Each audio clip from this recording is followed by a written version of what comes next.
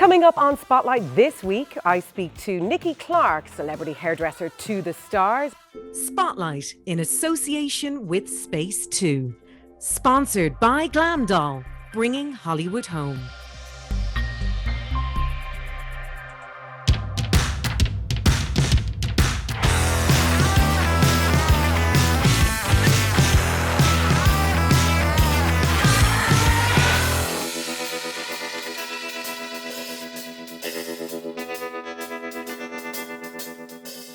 Welcome to Spotlight with me, Lisa Cannon, coming to you from the Gaiety Theatre here in Dublin, brought to you by Glam Doll, bringing Hollywood home.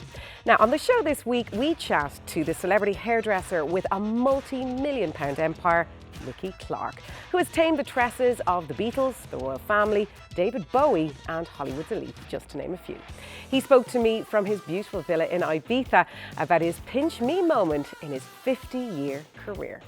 To work with David Bowie and Brian Ferry and, the remaining Beatles, other than John Lennon, was just like, it was just pinch me moments all the time. And finally, we'll be looking ahead to what our horoscopes have in store with the Astro Twins.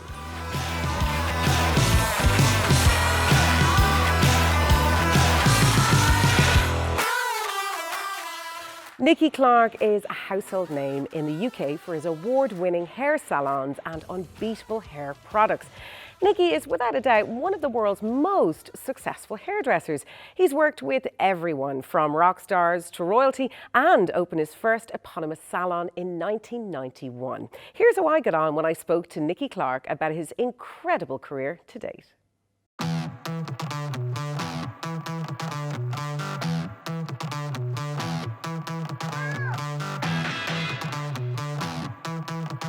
Nikki, so delighted to have you on Spotlight, but super jealous. Look where you are. Yeah, actually, I'm away at the moment, so I'm actually luxuriating here. It's in my daughter's villa, actually. In Ibiza. Yeah. I'm absolutely roasting. It's, cold autumn, winter time back here in Dublin, so it couldn't be more fitting that I'm wearing a polo neck and you're relaxing there. Sorry about that. I should have worn one just to kind of keep it in.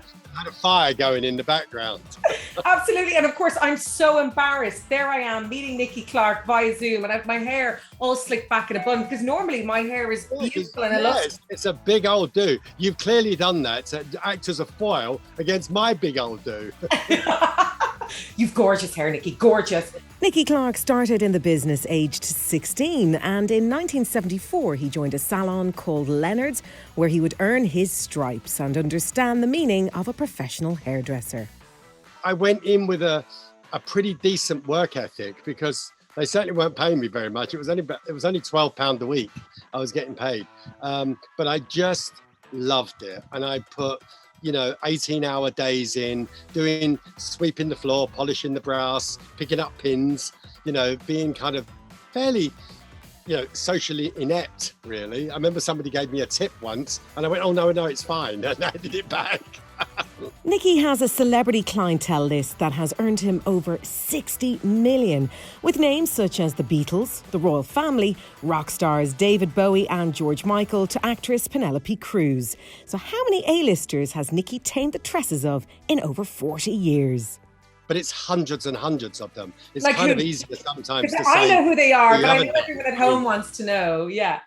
Yeah, I mean, whenever people say, the people you did, obviously it's all those supermodels, all the whole royal thing. But for me, it was actually meeting the people that as a very young teenager that I just adored. And so to work with David Bowie and Brian Ferry and, the remaining Beatles, other than John Lennon, was just like, it was just pinch me moments all the time. And I still do that. And I think if you come to it as a fan, hopefully not too much of a fan. I know when I was doing Bowie's hair, it's a bit like, don't let on that you know the whole back catalogue and that you used to camp outside his house at 13 years old in Beckenham. But apart from that, you try and, you have to treat it as, I just love this. I love, they are pinch me moments.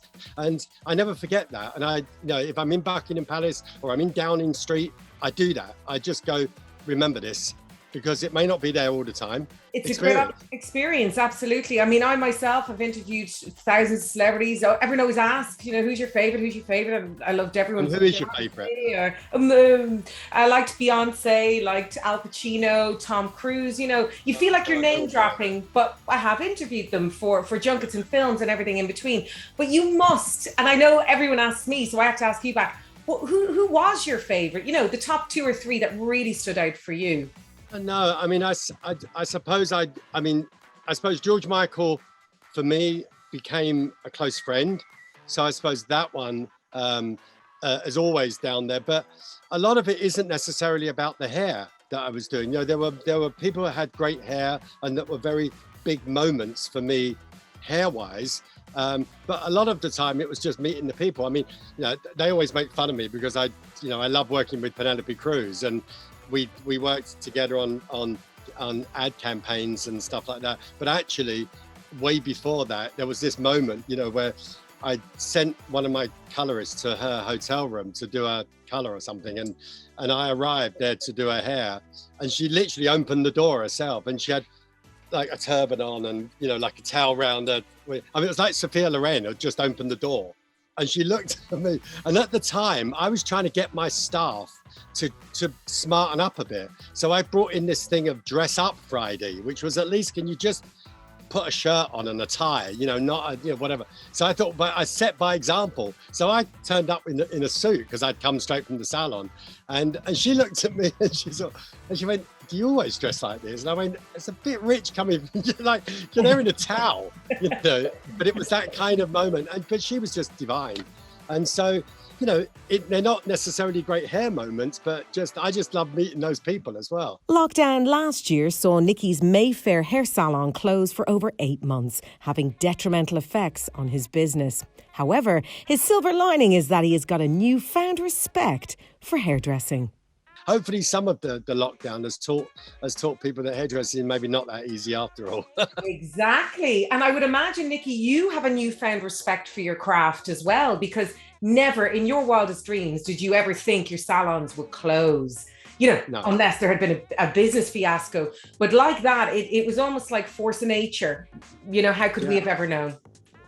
No, I mean, it has been really, very, very difficult. But, we adapt, don't we? We all adapt. And I think that it's certainly, you talk about having a different respect for it. I mean, I said recently that there was a part of me for years that always had that sort of slight, is it really that important? You know what I mean? It's hairdressing, for God's sake. It's not exact. You look at the news and you look at what's going on in the world and you put hairdressing in there and you think, oh God, that's really not that important.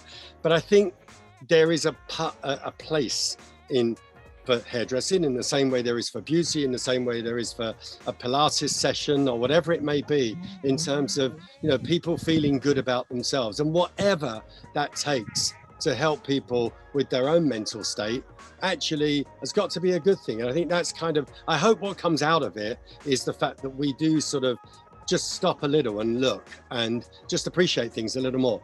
Absolutely, Nicky. I couldn't agree more. And today I'm so embarrassed I haven't done my hair for you, as I'd already said.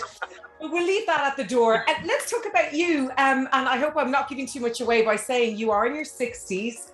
I don't even know how that's possible. You have 2 gorgeous toddlers.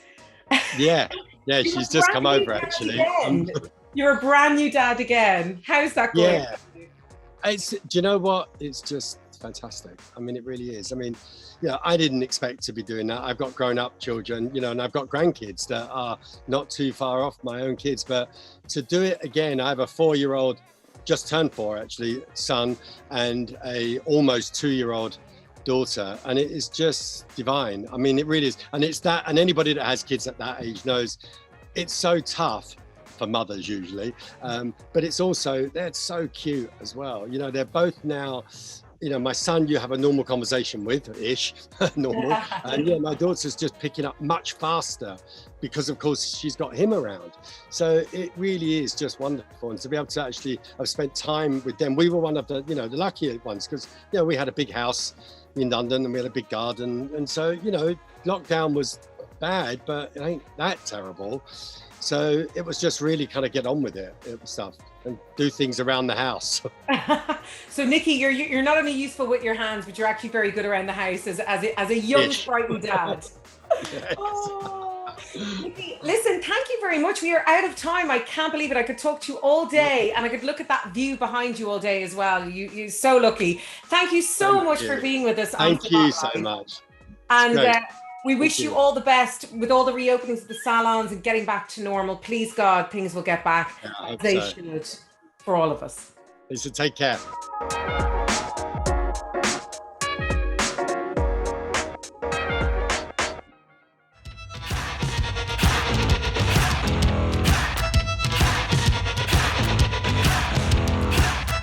Hollywood's most in-demand astrologers, the Astro Twins, are back.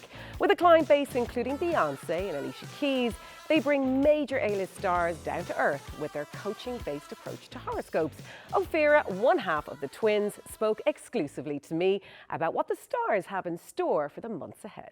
Let's talk about how every sign can really tap into the power of the stars for the rest of the year. Now, two of the guiding stars, Jupiter and Saturn, well, planets, are both in Aquarius for the rest of the year. Some of you remember at the end of 2020, the Christmas star, the Great Conjunction. It was all over the news when Jupiter and Saturn were visible in the sky together at the winter solstice. So they are traveling together, not as closely, but they're guiding us to the end of the year. So they will set what we can focus on. So let's start with Aries, the first sign. So how you can finish 2021 strong is really tightening up your inner circle. Who are the people you're around as colleagues, friends, collaborators? You want to clear away the slackers and focus on the people that really have your back and support you. Taurus, then you have an amazing career finish. So do not go into holiday mode easily. This could be one of your biggest career moments, the last quarter of 2021 in over 12 years. So finish strong, make those connections. Don't be afraid to take a chance, even try a new job. So yeah. Geminis, Lisa, hey. I'm listening now. My ears have just pricked up. Yes. You know, sadly, it's a lucky time for travel, but that's all restricted right now. But you can still grow and expand and travel in other ways. It's great for, it's a great time to work on a book, any kind of media project, teaching, learning. And if you can travel to whatever degree, definitely find a way to mix up business as usual. Cancers, it's a very emotional time. When isn't it for cancers? But it's very focused. So if you have something, Cancer, that requires your really laser beam attention, like hang that do not disturb sign and power through it. You can make great headway on a project. It's also a very sexy, sizzling time for relationships. So some Cancers may end the year with a partnership going to a really permanent level, either business or personal or both. So don't spread yourself too thin, focus on that one person. Leos, it's, I'm thinking of Ben Affleck and J-Lo, who are both Leos. This is a powerful, powerful partnership and commitment last part of the year. So if you're thinking about making it official with someone and you're a Leo, again, for business or personal, go for it. The stars have never been this on your side. Virgos, it's a healthy end of the year. Virgos are the sign of health and fitness and well-being. So finish up the year. I know it's the holidays, but you really want to get everything lean, clean, and green in your life. Libras, it's a time for love, but the romantic, fun, flirty kind, glamour. I'm thinking about Kim Kardashian, who's also newly available now. Probably not for long, but she may decide, enough with this marriage thing. I want to date. I want to just enjoy being admired and desired. And that is perfectly okay. It's also a great time. The camera loves you, and so does everyone else if you're a Libra. So, let those peacock feathers out. I know. Scorpio, the emphasis is on home and family. So really, if you've outgrown certain dynamics with your family, with a certain relative, It's time to cut the cord a little bit. You may move, or you may renovate or redecorate your home, especially if you have kids or are working from home. So it's really focusing on building a strong emotional and domestic foundation. Sagittarius, this is a time for communication, friendships, dynamic duos, not the romantic type necessarily, but who are the people that really can take your ideas to that next level. Sagittarians are very independent, but you need that kind of ride or die person by your side who can help you grow and expand. Capricorns have a great money year. That's always music to a Capricorn's ears because they work so hard. Donna Summer, a Capricorn, said she works hard for the money. Well, you are going to too by the end of this year, and it will really pay off. So prioritize, focus, and ask for that raise your rates. Doesn't matter if people are saying not to do that. Just plug your ears and charge what you're worth. Ask for what you deserve. Aquarius, you have Jupiter and Saturn in your sign. It's so rare that they're both there together. So it's your time to shine, step into leadership. Aquarius is the team player of the zodiac. You get to be the star for the rest of the year. We really need you to lead us with your visionary values and ways. So speak up, Aquarius. And last but not least, Pisces. It's a really weird kind of transitional year for Pisces. 2021 has been a trip. The summer was super powerful, and now you're kind of back behind the scenes, tying up a lot of loose ends. So handle that unfinished business, work on a creative project, because next year starting on December 28th until May, Jupiter is going to be in Pisces in your sign. And that is the start of a new 12-year chapter of your life. It's like a cosmic coming out party. So clear the decks of all those loose ends that Pisces like to leave around so you can come out strong and make a fresh start. Oh my goodness. I'm listening intently because I have some friends of different star signs. My husband was in there as Aquarius, and then myself as Gemini. So lots of good news, really. Ophi, lots of good news for all the star signs coming down to finish off the year strong. Yeah, I mean, it's up to us. What we focus on is what grows in our lives. I'm a Sagittarius. I'm a natural optimist. I think where you put your attention is where you will get results. So there's a lot of bad news, but there's always opportunity. Use your astrological sign to know what to focus on and just finish strong. You deserve to be happy no matter what's happening around you. Absolutely. Oh, I love that. What a joy. Thank you for joining us from New York. And we look forward to seeing you again. Ophi, thank you. Can't wait.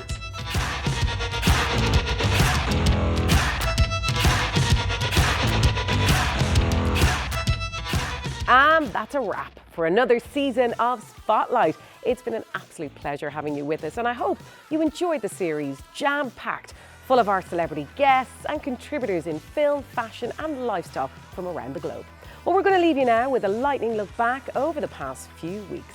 Enjoy this, and from all of us here at the Gaiety Theatre on Spotlight, we'll catch you again soon. Take care. Bye-bye.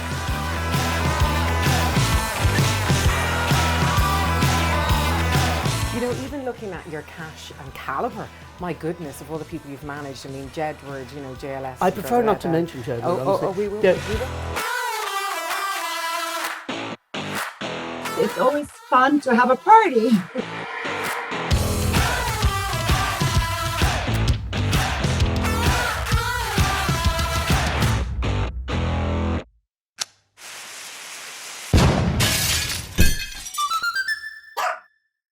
Spotlight in association with Space 2.